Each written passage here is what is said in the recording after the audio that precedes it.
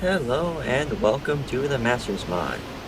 Last time we crippled Sin in all the airship fights, and now we have the final Seymour fight ahead of us. But before we do that, there's a long winding road all the way through Sin to get to him, which you do want to go through a couple times just to get all those good chests.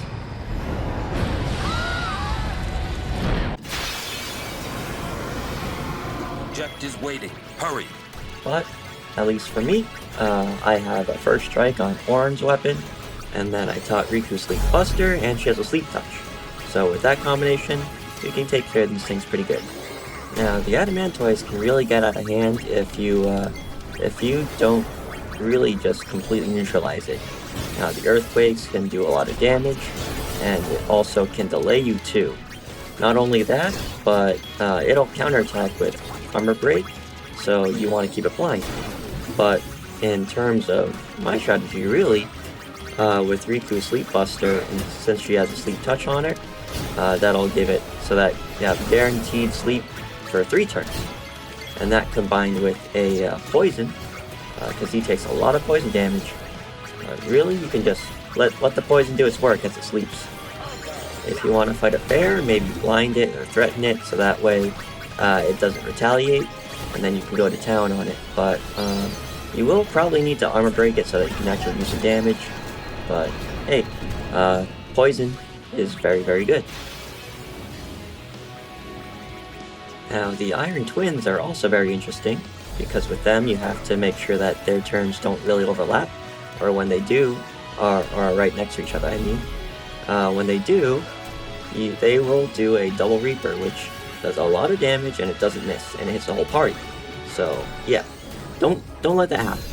Even when they're blinded, it'll still hit the whole party very, very hard. So what you can do with that is you can either delay them by slow or a delay attack, but then you can also put them to sleep. So for this one, they will mostly be blinded, because their normal attacks do normally miss, and they don't have anything super special. Their normal Reaper we can usually handle if we're at a decent amount of HP, but yeah, it's a double Reaper that we're really scared of. But then also the poison will definitely make it so that the fight goes a lot faster. So again, poison is great, but then also know that one has Shell and one has Protect, and they have their different elemental weaknesses and affinities. So really, just something to note in terms of damage. You really can stack a lot of damage, especially if you have a piercing weapon with the right elements. But otherwise, Armor Break works great. But make sure that you do work on both of them, because when the first one goes, it'll haste and protect the other one. And the other one will start spamming the undodgeable Reaper attack that hits everybody very fast. So definitely, at that point, if it's at low HP and poison, it can usually wear itself out. But you definitely want to make sure that they're both at low HP before you actually finish one off. Now, the fight with the mushrooms can actually be very scary. When it comes down to it, remember that you want to take them out last, and they can do some elemental spells. So you can silence them or put them to sleep, and that's great. Then the floating eyeball again is pretty tanky, unless if you have Yuna to cast a full life on them, or really you can combo them with a Kiraga and a Waterga. So it's kind of expensive to get rid of them. Even with the normal Phoenix down, it'll only take out half, so you'll need 2 Phoenix downs. So that's yeah, definitely the eyes can they can mess up your day, especially when they have their Deafening Scream attack that hits the whole party. And if you're running low on HP, or you're running so that everybody's in the yellow, that can be kind of dangerous. The real issue though is the mushrooms, because if it turns out that you don't have a lot of good status protection against them, once they do their Maddening Powder, then I mean you get Berserk, you get Sleep, you get Poison. So really it's just, oh, and Blind too.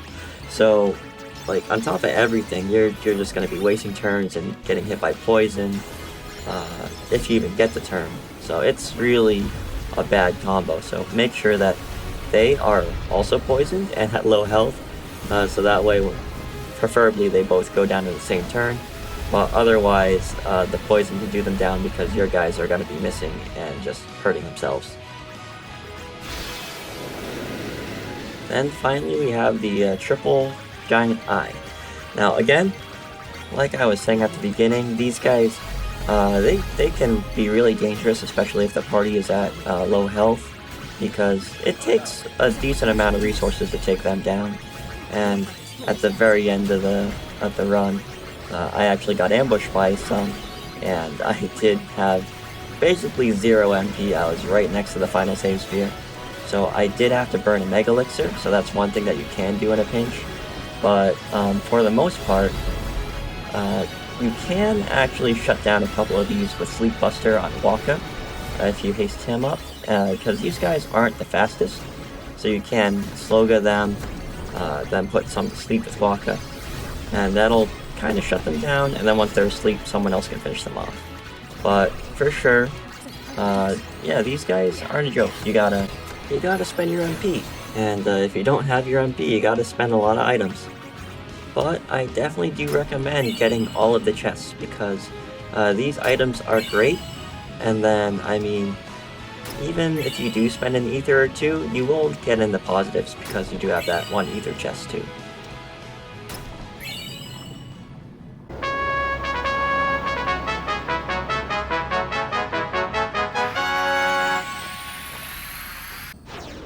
This guy is crazy. If you're reading the scan information, you'll see that he actually gets 4 turns per turn. So it's great. If you want to get this mod and do it yourself, I highly recommend it. If you just want to see how I deal with it, then here you go. Now, of course, it being Seymour, there are a lot of elemental spells getting thrown around, or just elemental attacks in general. So you can either go the Reflect route or the Null Blaze SOS Null spells route. And that's the one that I go for. There are the very high level spells like that, not the Guz, that's tier 3. He has access to tier 4, which is the Just spells, and those actually pierce through Reflect. So that's no good, that's no good. And yeah, so essentially we're going to try to get as many people with the Null Element skills as we can. But the real standout piece of gear that I'm making is for Yuna. I'm actually buying a blank ring for her, and then making a SOS Null All, SOS Haste, and a lot of MP. Now the reason for this is because Auto Life, which I will explain in the fight. Now, like all the Seymour fights thus far, the biggest challenge for these are really the surviving the first turn. But he actually has really only 2 sets of moves on the first turn, or the odd turns. He'll do some physical breaks, and then he'll also throw out some elemental attacks.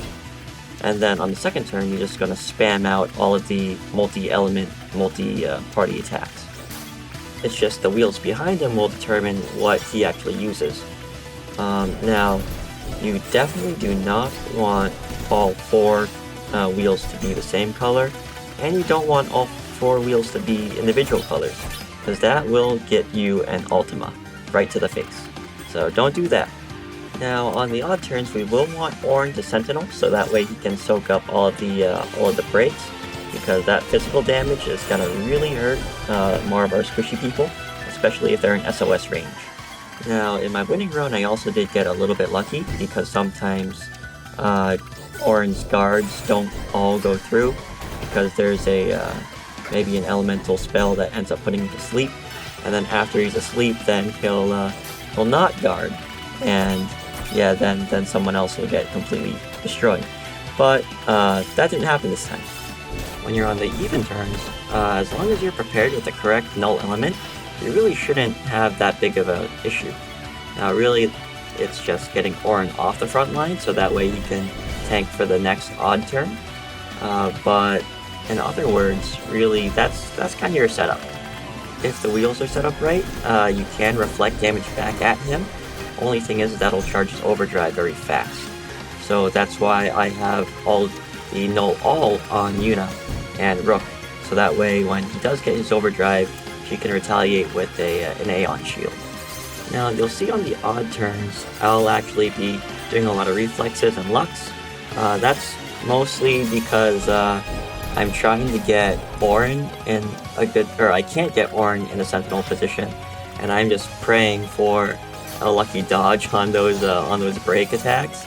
I have seen it happen before, but in this run, I could not dodge to save my life, and I couldn't crit to save my life either. So that's wonderful. Not only that, but in order for you to physically hit him, you're going to need to aim up the party. So yeah, you really don't want a lot of deaths on your melee attackers, but that's why Lulu really is worth her weight in gold for a lot of this mod.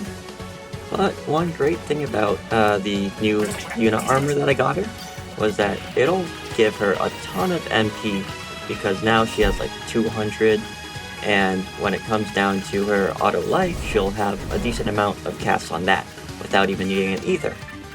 And then another great thing about it is because it synergizes great with auto life.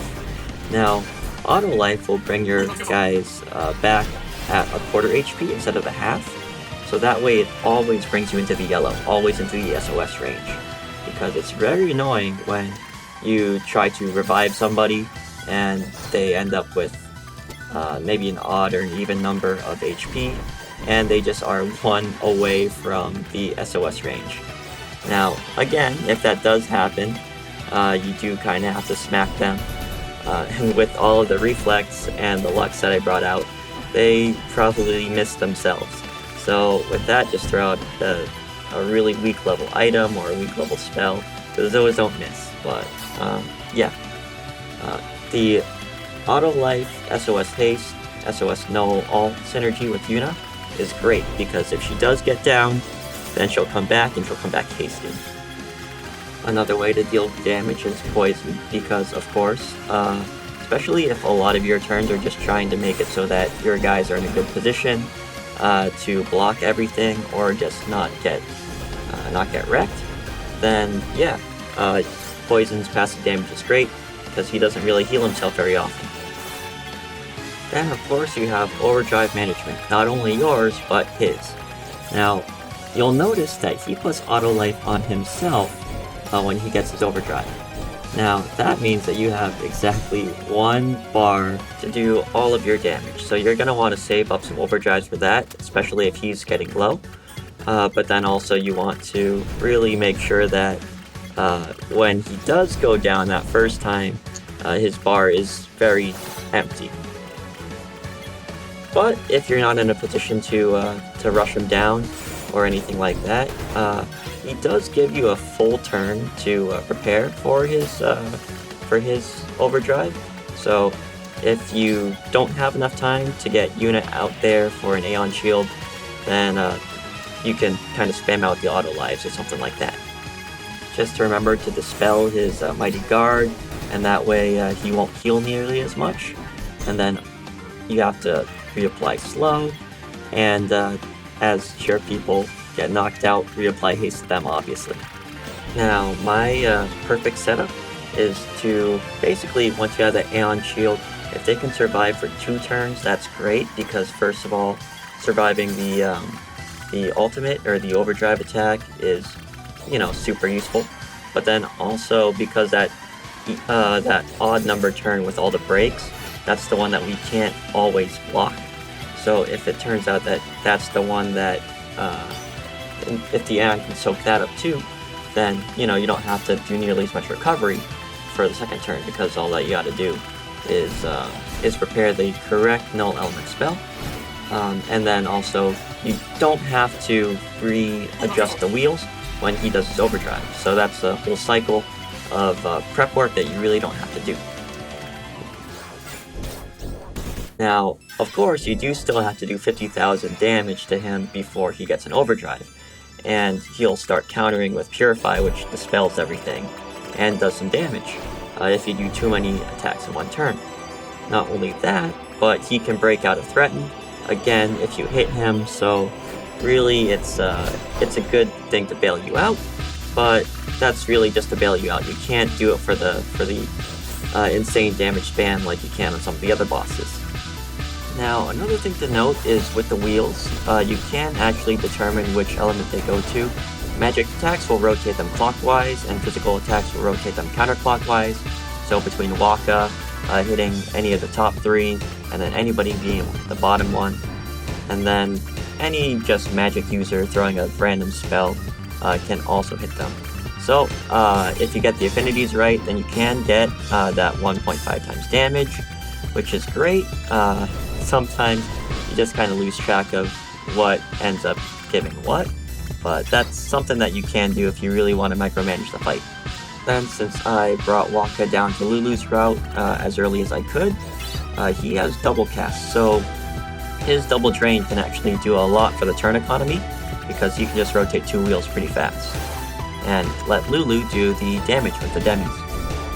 Then of course the whole fight we were prepping Orin for his full break overdrive for just when that revive comes out, because we need to squeeze out every little bit of damage that we can, and full break is great because first of all you take less damage so you don't have to recover as much, and then of course he'll take more damage because he's got his mental and armor break. So it's a combination of slow and haste, and then also just making sure that your healthy people stay alive, then really you can get enough turns to do the damage that you need, especially if you get a Lulu overdrive or 2.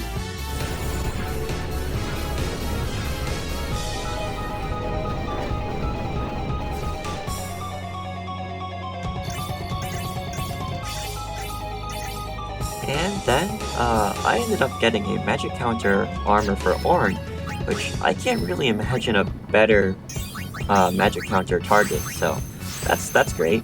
In terms of sphere grid progress, I got Kamari to get quick attack, or quick hit, but really now I'm moving him over to orange grid, so he'll get full break as well.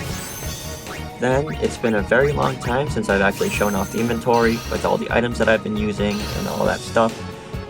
If you want to see that, you can, but this is where I'm at. I have plenty of chocobo wings, which is awesome. I have 1 silver hourglass, which I can use in a pinch, and the Mega Phoenix situation is still good. I still have not needed to use the Auto Phoenix, so that is something that I really do want to save up till the Pennance fight. So let's see if I can do that. And then I have a lot of ethers and X potions and all that stuff too. So I'm thinking I'm in a pretty good spot. We'll see how that goes next time when we go and fight Vraska's final Aeon. So yeah, I hope that you enjoyed, and thanks for watching. If you liked the video, I like your face. Bye bye.